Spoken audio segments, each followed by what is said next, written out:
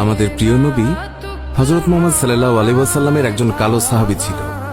সকল সাহাবীদের মধ্যে সেই সবচেয়ে বেশি কালো, কিন্তু নবীজির ভালোবাসায় যারা জীবন দিতে প্রস্তুত সেই সাহাবীও তাদের মধ্যে একজন। প্রিয় নবীও তাকে অনেক ভালোবাসতেন। একদিন সেই কালো সাহাবীকে নবীজি বললেন, তুমি সারাক্ষণ আমার সাথেই থাকো, তাই আমি তোমার কাছে কিছু কথা জানতে চাই।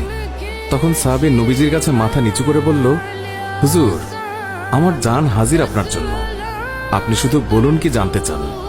তখন নবীজি বলল, তোমার বিয়ের সময় হয়েছে, তুমি কি প্রস্তুত? কালো সাহাবী মাথা নেড়ে বলল, হুজুর, আমি এত কালো, আমার কাছে কে মেয়ে দেবে? নবীজি বলল, তুমি বিয়ে করবে কিনা বলো, তোমার জন্য আমি মেয়ে দেখব। এই কথা শুনে কালো সাহাবী খুশিতে কেঁদে ফেলল আর বলল, হুজুর, আপনি আমার জন্য মেয়ে দেখবেন, আমার কাছে এর থেকে বড় পাওয়ার কি হতে পারে? তখন নবীজি একটি পত্র লিখলেন আর তা